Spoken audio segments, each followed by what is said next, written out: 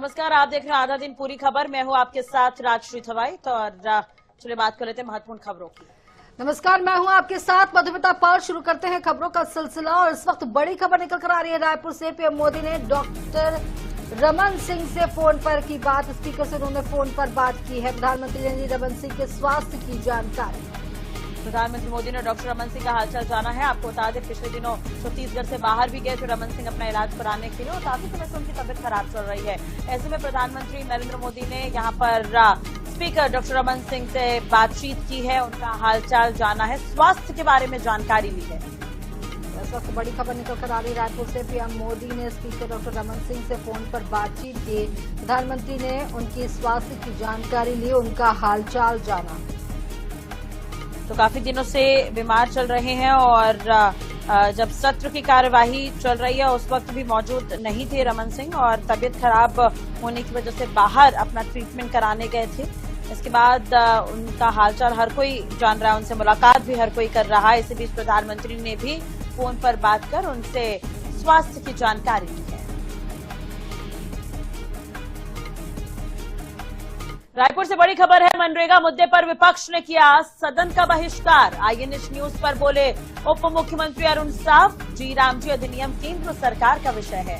छत्तीसगढ़ विधानसभा में इस विषय पर चर्चा नहीं हो सकती। सदन में चर्चा के लिए विपक्ष के पास कोई मुद्दा नहीं है। जी राम जी के प्रावधानों से गरीबों को मदद मिलेगी, मजदूर सशक्त होंगे और उन्हें लाभ मिलेगा। तो आपको बता दें, इस वक्त ये बड़ी खबर है। छत्तीसगढ़ विधानसभा में इस विषय पर चर्चा नहीं हो सकती, ये बात डिप्टी सीएम अरुण साव ने यहाँ पर कही है। सदन में चर्चा जी राम जी के प्रावधानों से गरीबों को यहाँ पर मदद मिलेगी, मजदूर सशक्त होंगे और उन्हें लाभ मिलेगा।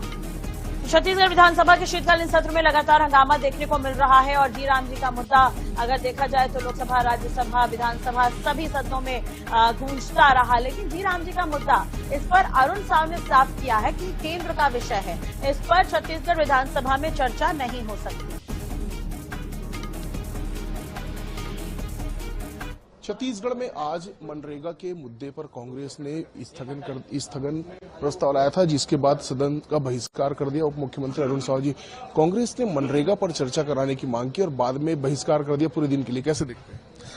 देखिए, वास्तविकता ये है कि वीबी जी राम जी जो है वो पार्लियामेंट से पारित है और लंबा समय बीत गया है और जिस विषय पर विधानसभा में सामान्यतः चर्चा नहीं हो सकती, ऐसे विषयों पर, और ये भी कोई तत्कालिक विषय नहीं है, 2 महीना पहले से वो पारित हो चुका है और इसलिए केवल और केवल विधानसभा की कार्यवाही को बाधित करने, अपने राजनीतिक एजेंडे के पूरा करने की दृष्टि से कांग्रेस ने स्थगन लाया और बहिष्कार किया। उनका आंदोलन पहले से निर्धारित था, वो आंदोलन करने ही वाले थे और इसलिए अपने पॉलिटिकल एजेंडे के लिए विधानसभा का उन्होंने बहिर्गमन किया है, ये उचित नहीं है। ये आखिर बहिर्गमन और विरोध किस बात का है? नाम बदलने का है, प्रावधान बदलने का है, किस बात का विरोध है? भगवान राम का नाम। देखिए, ये केवल विरोध के लिए विरोध है, केवल विरोध के लिए विरोध है। मुद्दा विहीन है कांग्रेस पार्टी, इनके पास न तथ्य है, न तर्क है, न कोई कारण है। वीबी जी राम जी आज के गांव की आवश्यकता के लिए है, श्रमिकों के लिए ज्यादा लाभकर है और उसमें पारदर्शिता लाई गई है, इसलिए ज्यादा उपयोगी है वीबी जी राम जी और इसलिए कोई कारण नहीं है, कोई तर्क नहीं है उसका विरोध करने का। तो कोई तर्क नहीं है और कांग्रेस विरोध करने के लिए विरोध कर रही है, इस बात को अरुण साव जी कह रहे हैं। अब ये देखना होगा कि विरोध का असर कितना होता है। कैमरामैन भूपेश जांगड़े के साथ गौरव शर्मा, न्यूज़ 24/7 रायपुर। इस वक्त बड़ी खबर आ रही है रायपुर से। विधानसभा में मनरेगा पर स्थगन प्रस्ताव पेश। आईएनएच न्यूज पर बोले नेता प्रतिपक्ष चरणदास महंत, ये गरीबों के काम के अधिकार को छीनने का मामला है। उन्होंने कहा कि सरकार की नीयत गरीबों के पक्ष में खराब है, गरीबों का काम समाप्त कर उद्योगपतियों को आगे बढ़ाना चाहते हैं। कांग्रेस हमेशा से गरीबों, आदिवासियों, मजदूरों के साथ रही है, तमाम बातें कहते हुए नजर आए महंत। पंचायतों के हाथों जो काम था वो दिल्ली के इशारे पर होगा, गरीबों का काम नहीं होगा, केवल बड़े बड़े लोगों के काम होंगे।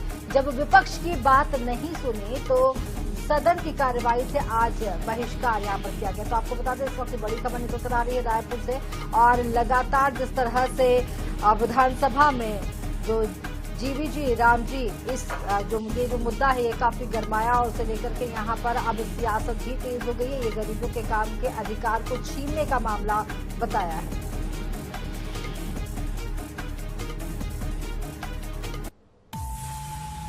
मुद्दे पर नेता प्रतिपक्ष डॉक्टर चरणदास महंत जी इस वक्त हमारे साथ।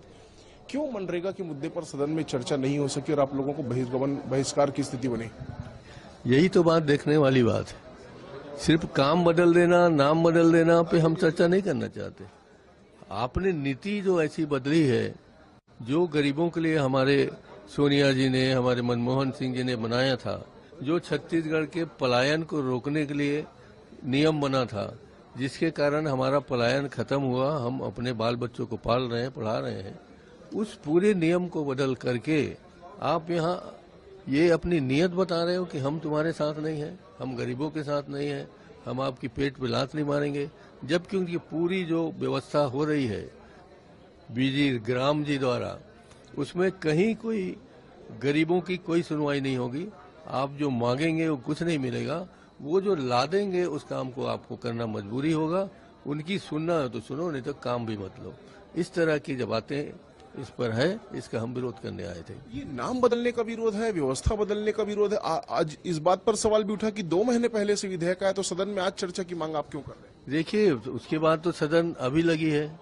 सदन में 400 करोड़ जो छत्तीसगढ़ का जाना इनने दिया है, उसके बारे में अगर आज बजट सत्र में चर्चा नहीं करेंगे कि आप हमारे पैसे को आप दे रहे हो, जहां 10% हम देते थे, आज 4000 करोड़ आपने रखा है, और 4000 करोड़ मतलब 40% की व्यवस्था यहाँ से होनी है।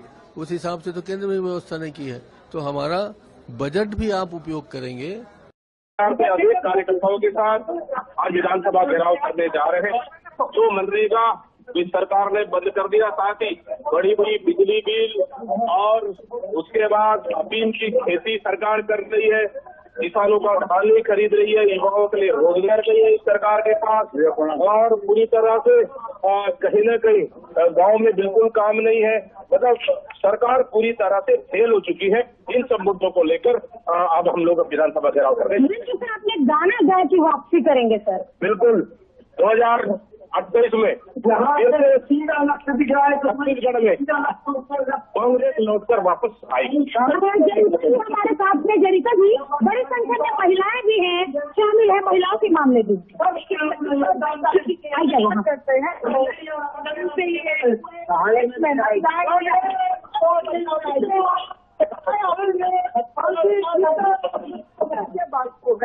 देखिए बड़ी संख्या में जो कांग्रेसी है वो यहाँ मौजूद है। और आप देखिए कि आपको तस्वीरें सारी हम दिखा दें, जहाँ एक और मनरेगा को लेकर 2 महीने की रूपरेखा कांग्रेस ने पहले ही तैयार कर ली थी, और विधानसभा घेराव का जो ऐलान था वो कर दिया गया था। पीछे की तस्वीरें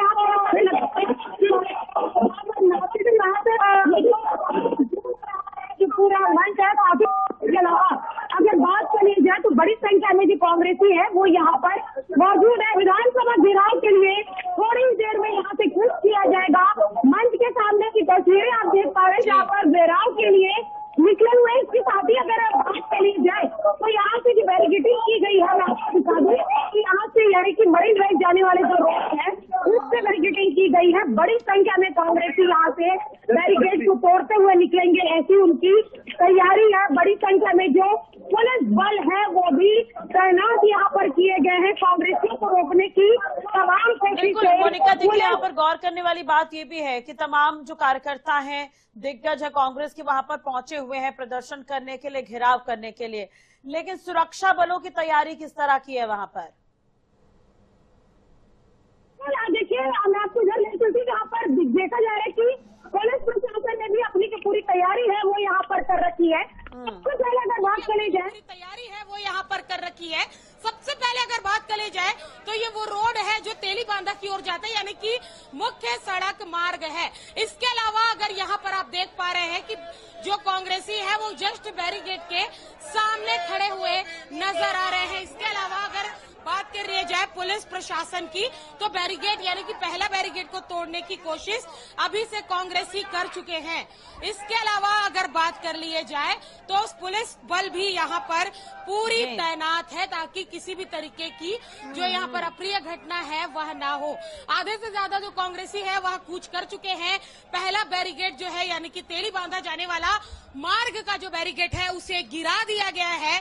अभी पीसीसी चीफ दीपक बैज, प्रभारी सचिन पायलट समेत पूर्व मुख्यमंत्री भूपेश बघेल और बड़ी संख्या में जो कांग्रेसी है वो कूच करने के लिए यहां से निकल चुके हैं। मनरेगा, अपराध, प्रदेश में अफीम की खेती, ऐसे कई मुद्दे जो हैं जो मंच से गूंजे हुए हैं और अब इसी मुद्दे को लेकर कांग्रेस पार्टी बड़े घेराव, बड़े प्रदर्शन की तैयारी में यहाँ पर नजर आ रही है। तस्वीरें मोनिका, यहाँ पर जिस तरीके से एक कोई चूहा सा भी दिखाई दिया था, जिस तरीके से ट्रिपल इंजन की सरकार के लिए यहाँ पर वो तंज कसते हुए, निशाना साधते हुए ये जो प्रदर्शन कर रहे हैं, एक चूहा भी दिखाई दिया था कई मुद्दों को लेकर के। तो कुछ प्रतीकात्मक चीजें दिखाई गई है, वो किस तरीके से तैयार हुई वो भी दर्शकों को दिखाना चाहेंगे।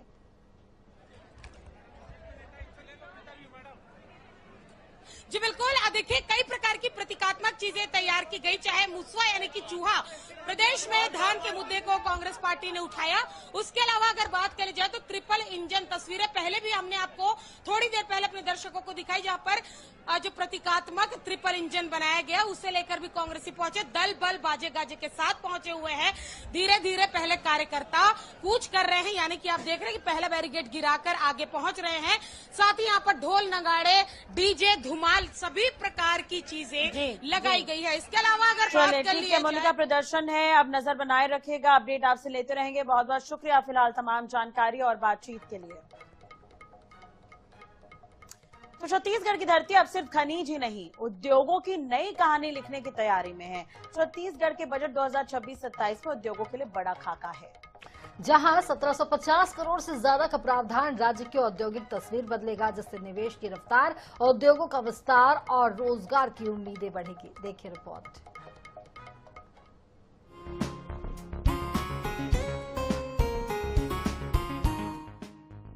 छत्तीसगढ़ को औद्योगिक हब बनाने की दिशा में सरकार ने बड़ा कदम उठाया है ताकि निवेश बढ़े और रोजगार के नए दरवाजे खुले। छत्तीसगढ़ में औद्योगिक विकास को नई गति देने के लिए सरकार ने बजट में बड़ा प्रावधान किया है। उद्योग विभाग का बजट जहां पहले 648 करोड़ था, उसे बढ़ाकर अब 1750 करोड़ से ज्यादा कर दिया गया है। सरकार का लक्ष्य है कि राज्य में नए उद्योग आए, निवेश बढ़े और युवाओं को बड़े पैमाने पर रोजगार मिले। राज्य में उद्योगों को बढ़ावा देने के लिए 23 नए औद्योगिक पार्क भी स्थापित किए जाएंगे। इसके लिए बजट में 250 करोड़ का प्रावधान किया गया है, जिससे स्थानीय स्तर पर ज्यादा से ज्यादा युवाओं को काम मिल सके। किसी भी इंडस्ट्री के लिए सबसे पहली बड़ी जरूरत है जमीन की उपलब्धता। इसी को ध्यान में रखते हुए सरकार ने लैंड बैंक विकसित करने के लिए 200 करोड़ का प्रावधान किया है, ताकि निवेशकों को आसानी से जमीन उपलब्ध कराई जा सके और रोजगार सृजन के द्वार खुल सके। सरकार ने न सिर्फ बड़े उद्योगों बल्कि एमएसएमई और स्टार्टअप सेक्टर को भी बजट 2026-27 में बड़ी प्राथमिकता दी है। नए औद्योगिक इकाइयों को प्रोत्साहित करने के लिए 750 करोड़ की पूंजी निवेश सब्सिडी का प्रावधान किया गया है। औद्योगिक क्षेत्रों की वृद्धि करने हेतु इस वित्तीय वर्ष में मटिया, कसडोल, बिरकोनी, महासमुंद, छाती, धमतरी, बनगांव भी, पत्थलगांव सहित 23 औद्योगिक क्षेत्रों की स्थापना के लिए 250 करोड़ रुपए का प्रावधान किया गया है। सभापति महोदय, ग्राम तूता, नवा रायपुर, अटल नगर में कन्वेंशन सह एग्जीबिशन सेंटर के निर्माण हेतु प्रारंभिक 25 करोड़ रुपए का प्रावधान, भिलाई में व्यवसायिक परिसर के निर्माण हेतु 10 करोड़, पटेवा, राजनांदगांव में इलेक्ट्रॉनिक मैन्युफैक्चरिंग क्लस्टर 2.0 के लिए 10 करोड़, नवा रायपुर, अटल नगर तथा राजनांदगांव में इंडस्ट्रियल फैसिलिटेशन कॉम्प्लेक्स के लिए 20 करोड़ का प्रावधान किया गया है। इसी क्रम में राजनांदगांव के पटेवा में इलेक्ट्रॉनिक मैन्युफैक्चरिंग क्लस्टर 2.0 विकसित किया जाएगा, जिसके लिए बजट में 10 करोड़ का प्रावधान किया गया है। वहीं सरकार ने क्षेत्रीय संतुलन पर भी जोर देते हुए बस्तर और सरगुजा में कृषि आधारित और फूड प्रोसेसिंग उद्योगों को बढ़ावा देने के लिए 100 करोड़ का बजट आवंटन किया है। सरकार के मुताबिक छत्तीसगढ़ में अब तक 8 लाख करोड़ रुपए से ज्यादा के निवेश प्रस्ताव प्राप्त हो चुके हैं और इस बजट का उद्देश्य इन प्रस्तावों को जमीन पर उतारना है। कुल मिलाकर सरकार का दावा है कि यह बजट छत्तीसगढ़ को एक मजबूत औद्योगिक हब बनाने की दिशा में बड़ा कदम है। Programming desk INH 24/7।